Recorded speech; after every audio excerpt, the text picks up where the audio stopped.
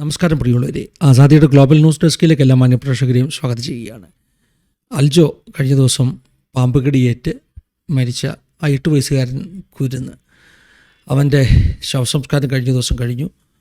അവൻ്റെ വീട്ടിൽ പിന്നെയും പാമ്പിനെ കണ്ടെത്തിയതൊക്കെ വലിയ വാർത്തയായിരുന്നു.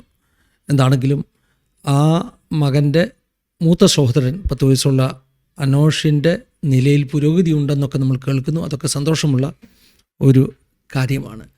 ഞാൻ കഴിഞ്ഞ ദിവസം ഈ വിഷയത്തെക്കുറിച്ചൊരു പാഠഭേദം ചെയ്തിരുന്നു. പാഠഭേദത്തിൽ വാവാ സുരേഷിൻ്റെ ഒരു വീഡിയോ അതിനോടുള്ളൊരു പ്രതികരണമായിട്ടാണ് ചെയ്തത്. ആ വീഡിയോയിൽ വാവാ സുരേഷ് ചില കാര്യങ്ങൾ പറഞ്ഞു. അതായത് പാമ്പ് കടി കേൾക്കാതെ എങ്ങനെയാണ് നമ്മളെ തന്നെ സൂക്ഷിക്കേണ്ടത്, വീട് എങ്ങനെയാണ് സൂക്ഷിക്കേണ്ടതെന്നൊക്കെ നല്ല കാര്യങ്ങൾ കുറച്ച് പറഞ്ഞു.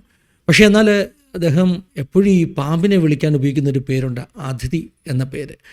ആ പേരിനോടുള്ള എൻ്റെ ഒരു പ്രതികരണമാണ് കഴിഞ്ഞ വീഡിയോയിൽ ചെയ്തത്.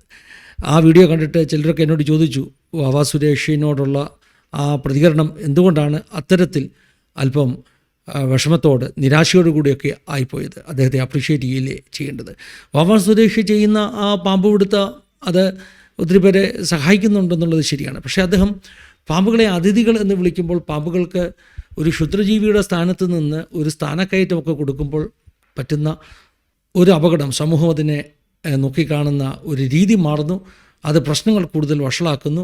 ശരിക്കും ഇതിനകത്തൊന്നും വലിയ പരിചയമില്ലാത്തവർ പോലും വാവാ സുരേഷ് കാണിക്കുന്ന പോലെ പാമ്പ് പിടിക്കാനൊക്കെ പോകുന്ന രംഗം നമുക്ക് ചുറ്റും നമ്മൾ കാണാൻ തുടങ്ങിയിരിക്കുന്നത് അത് അപകടമാണെന്നുള്ള ബോധ്യമില്ലാതെ. അതുകൊണ്ട് ഇത്തരം പദങ്ങൾ തെറ്റായ സന്ദേശം കൊടുക്കുമെന്നുള്ള ഒരു ചിന്തയോടു കൂടിയാണ് നമ്മൾ ആ വീഡിയോ ചെയ്തത്.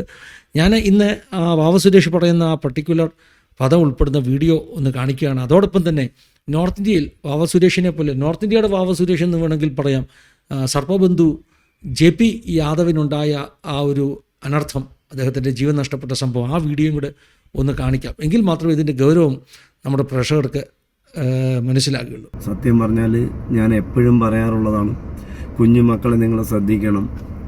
വീട്ടിൻ്റെ കട്ടിലിൻ്റെ അടിയിൽ സാധനങ്ങളൊന്നും വാരി വെക്കരുത്. കട്ടിൽ ജനലിനോട് ചേർത്ത് ഇടരുത്.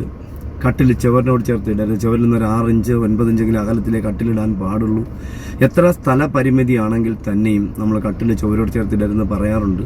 ഇതിനു മുന്നേ ഒട്ടനവധി കുട്ടികൾക്ക് കടിയത്, ഇന്നലെ ഒരു കുട്ടിക്ക് കടിയിട്ടൊരു പ്രിയപ്പെട്ട സുഹൃത്തിനെ വിളിച്ചിട്ടുണ്ടായിരുന്നു. കഴിഞ്ഞ ആഴ്ച കടിയിട്ടിയ കേസിനെ വിളിച്ചിട്ടുണ്ടായിരുന്നു. ഇത് എന്തായാലും ഒരിക്കലും എന്നെപ്പോലുള്ള ഒരാളിന് സഹിക്കാൻ പറ്റുന്ന, ഞങ്ങൾ സേവ് ചെയ്യുന്ന അതിഥിയിൽ നിന്ന് ഒരപകടമുണ്ടാകുമ്പോൾ, ഒരു ജീവൻ നഷ്ടപ്പെടുമ്പോൾ എനിക്കൊക്കെ ഉണ്ടാവുന്ന വിഷമം മറ്റുള്ളവർക്ക് ഉണ്ടാവുമെന്ന് എനിക്കറിയില്ല. എന്തായാലും ഞാൻ ആ വാർത്ത കണ്ടുകൊണ്ടിരിക്കുന്നത് തലയണയുടെ അടിയിൽ, തലകണയുടെ നമ്മുടെ പില്ലോയുടെ അടിയിൽ നിന്നാണ് ഇതിനെ കടിയിട്ട് തൃശ്ശൂർ ജില്ലയിൽ 8 വയസ്സുകാരൻ പാമ്പ് കടിയിട്ട് മരണപ്പെട്ടു. അപ്പോൾ വാവാ സുരേഷിൻ്റെ വീഡിയോ നിങ്ങൾ കണ്ടില്ല. അതിനകത്ത് അദ്ദേഹം പറയുന്നത് നല്ല കാര്യങ്ങളാണ്, എങ്ങനെയാണ് പാമ്പ് വീട്ടിൽ കയറാതൊക്കെ സൂക്ഷിക്കുക എന്നുള്ള ചില നിർദ്ദേശങ്ങളാണ് പറയുന്നത്.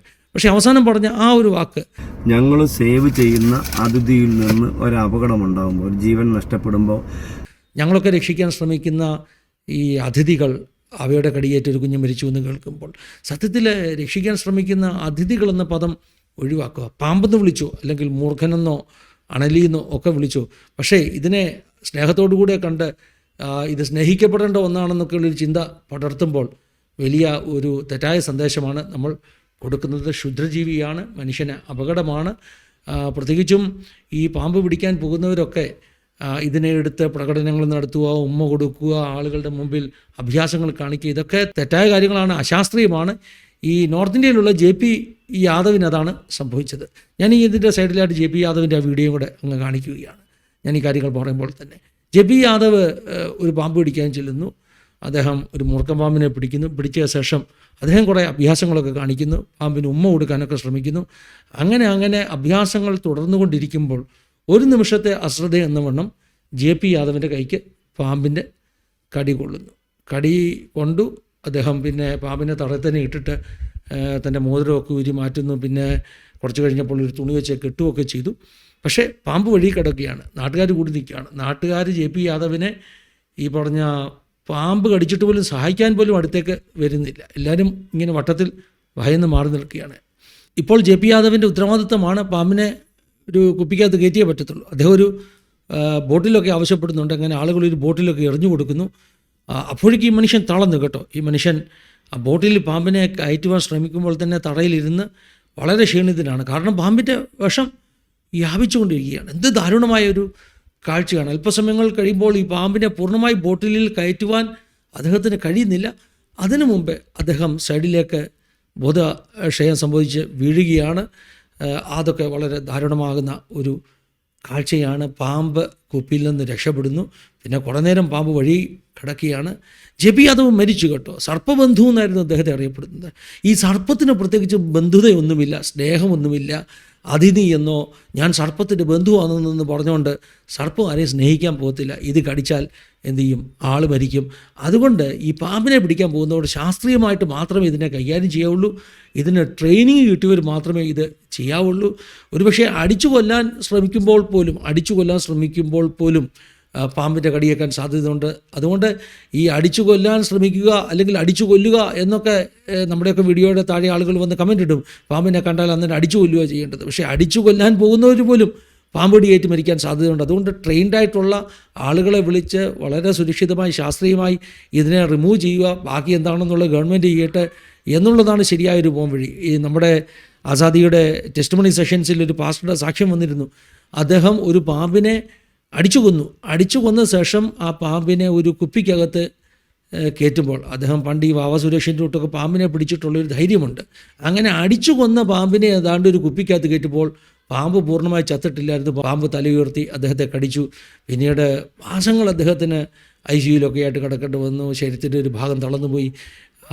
ആ ഒരു സാക്ഷ്യം നമ്മൾ നമ്മുടെ ചാനലിൽ കൊണ്ടുവന്നതാണ്. അപ്പോൾ അടിച്ചു കൊല്ലുക എന്ന് പറഞ്ഞാൽ പോലും ശരിയായ ട്രെയിനിങ് ഇല്ലാത്തവർക്ക്, പ്രോപ്പറായിട്ടുള്ള ഒരു ശാസ്ത്രീയമായിട്ടുള്ള എക്യുപ്മെൻറ്റ്സ് ഇല്ലാത്തവർക്ക് ഇതൊന്നും ചെയ്യാൻ പറ്റത്തില്ല. എന്തായാലും ജെബി യാദവിൻ്റെ ഈ വീഡിയോയിൽ നമ്മൾ അവസാനം കാണുന്നുണ്ട്.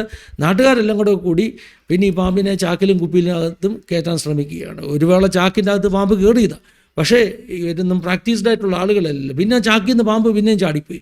അവസാനം പാമ്പ് ഒരു ചെടികൾക്കിടയിലേക്ക് ഓടിപ്പോകുന്നതാണ് കണ്ടത്. പാമ്പിന് എന്ത് സംഭവിച്ചെന്ന് അറിയില്ല. പക്ഷേ ജെബി യാദവ് മരിച്ചു. അപ്പോൾ ഇങ്ങനെയുള്ള സംഭവങ്ങൾ നമ്മുടെ ചുറ്റും കാണുന്നത് കൊണ്ടാണ് നമ്മൾ ആളുകളോട് ഒരു ബോധവൽക്കരണം എന്ന നിലയിൽ ഇങ്ങനെയുള്ള വീഡിയോകൾ ചെയ്യുന്നത്.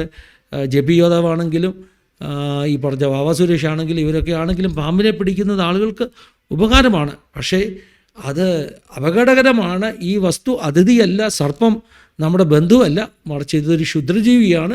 സൂക്ഷിച്ചേ ഹാൻഡിൽ ചെയ്യാവുള്ളൂ. ഉമ്മ കൊടുക്കാനും എടുത്ത് താലോലിക്കാനും അതിനെ കൊണ്ട് അഭ്യാസം കാണിക്കാനും ഒന്നും പോകരുത്. അത് അപകടമാണ് എന്നുള്ളൊരു സന്ദേശം വേണം എല്ലാവരിലേക്കും എത്തിക്കുവാൻ എന്ന് പറഞ്ഞുകൊണ്ട് ഞാൻ ഈ ന്യൂസ് ബുള്ളറ്റിൻ ഇവിടെ അവസാനിപ്പിക്കുകയാണ്. ഒരു അവയർനെസ്സിന് വേണ്ടി നമ്മുടെ പ്രേക്ഷകർക്ക് വേണ്ടി ഒരു പ്രാവശ്യം കൂടി കാര്യം പറഞ്ഞു എന്ന് മാത്രം. ദൈവം എല്ലാവരും സഹായിക്കട്ടെ. God bless you all. Have A wonderful time.